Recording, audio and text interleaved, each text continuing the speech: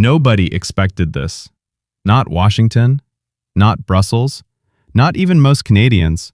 A country long seen as a quiet middle power, polite, predictable, and deeply integrated into the American defense system, suddenly standing at the center of a scenario that could shake the entire Western military order.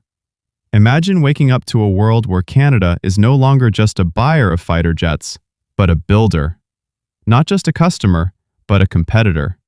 Not assembling parts, not tightening bolts, but owning the blueprints, the software, the supply chain, and the export licenses.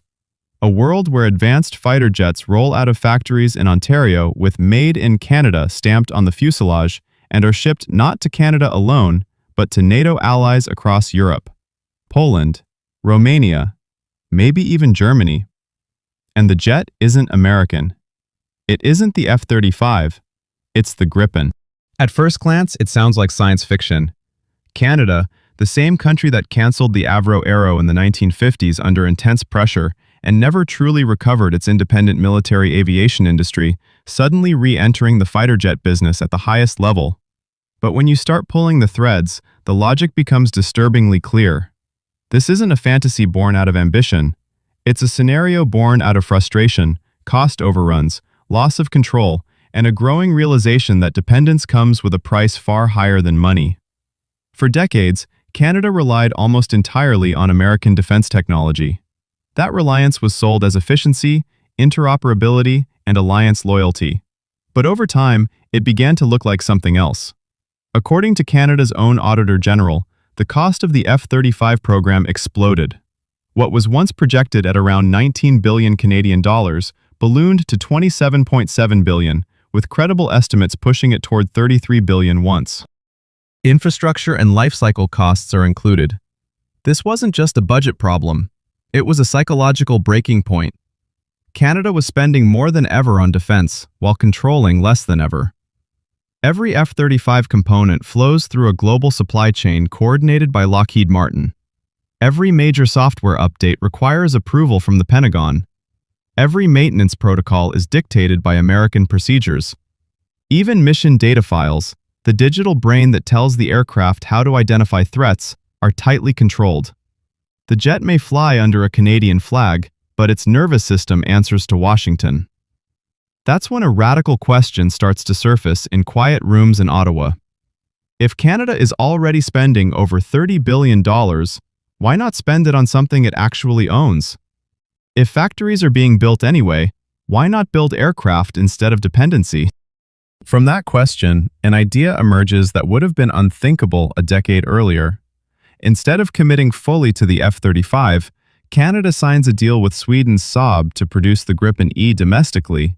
Not partial assembly, not screwdriver work, full production, full technology transfer. Airframes, avionics, electronic warfare systems, composites, software integration. The kind of deal that makes defense analysts pause and say, this could be the deal of the century. For Sweden, it's an opportunity to anchor Gripen production in North America and break the near monopoly of American fighters within NATO. For Canada, it's something far deeper. It's the resurrection of a lost industry. The CF-105 Aero wasn't just an aircraft, it was a symbol of what Canada once dared to be. Its cancellation left a scar that never healed. This hypothetical Gripen deal doesn't just fill a capability gap, it reopens a door that was slammed shut generations ago. But the real shock isn't Canada building jets for itself. The shock is what comes next. Export rights. In this scenario, Ottawa doesn't just manufacture Gripens for the Royal Canadian Air Force. It gains the right to sell them to other NATO countries. Suddenly, companies like Bombardier and CAE aren't minor subcontractors in an American-led ecosystem. They become central players in a sovereign defense production network. Canada doesn't just assemble, it controls the entire value chain from raw materials to sustainment. Picture a modern facility in Ontario where Canadian engineers work side by side with Saab specialists to produce advanced composite airframes. Engines sourced from partners, Canada can negotiate with directly, not dictated by American export rules. Radar and electronic warfare systems based on Swedish designs, but customized and upgraded in Montreal. And most importantly, software source code that Canada can modify without asking permission from Washington. Arctic conditions change. Canada updates the software itself. New threats emerge. Ottawa doesn't wait for approval. That single shift alone changes everything. Unlike the F-35, which is essentially a black box controlled by its manufacturer, the Gripen was designed with openness in mind. That philosophy resonates deeply with a country that has grown uncomfortable with the idea that its national defense can be throttled by foreign policy disagreements. Control isn't just about pride, it's about sovereignty in the most literal sense. If this scenario became reality, Canada wouldn't just be buying aircraft.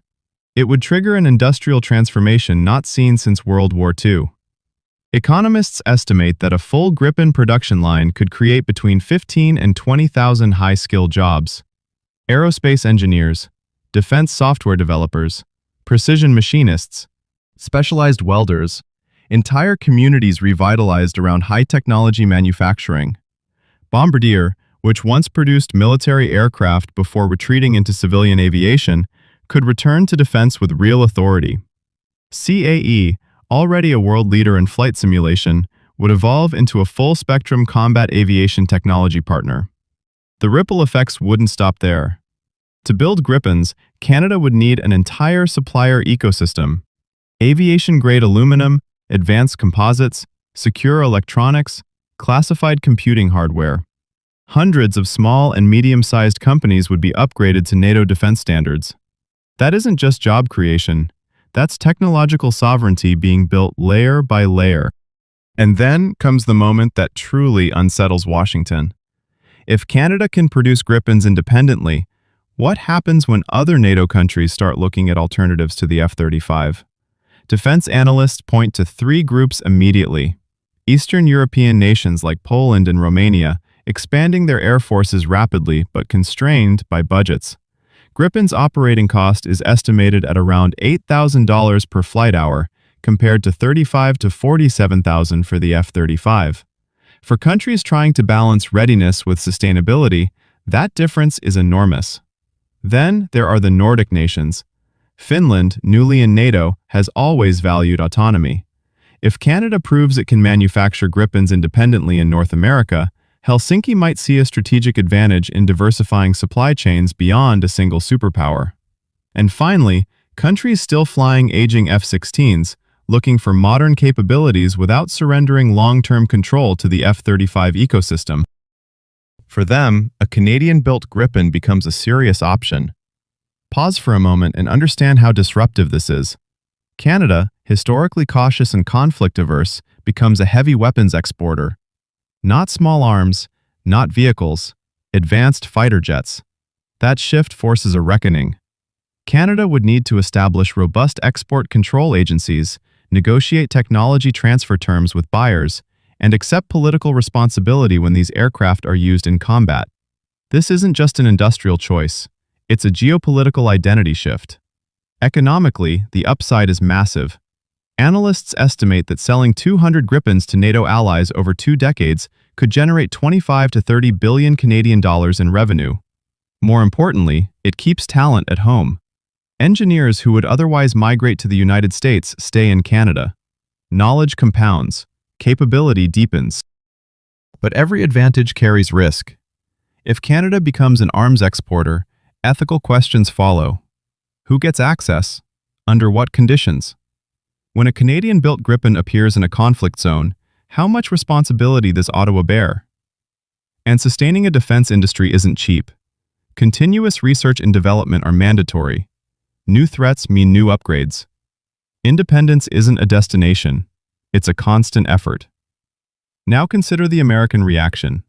Lockheed Martin loses a massive contract and watches a European competitor gain ground inside NATO. Lobbyists move. Warnings are issued about interoperability. Concerns are raised about alliance cohesion.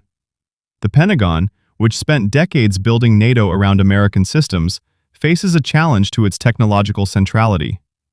Yet even here, the picture isn't simple. Some U.S. strategists might quietly welcome Canada shouldering more of NATO's defense burden, freeing American resources for the Pacific. Power politics are never one-dimensional.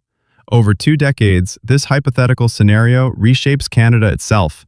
The trade balance shifts. Instead of importing tens of billions in weapons, Canada exports them. Diplomatic leverage increases. Relationships diversify. But so do responsibilities. Canada can no longer hide behind the image of a passive middle power. It becomes a decision-maker whose choices carry consequences. This entire scenario remains hypothetical, but the questions it raises are real and increasingly unavoidable.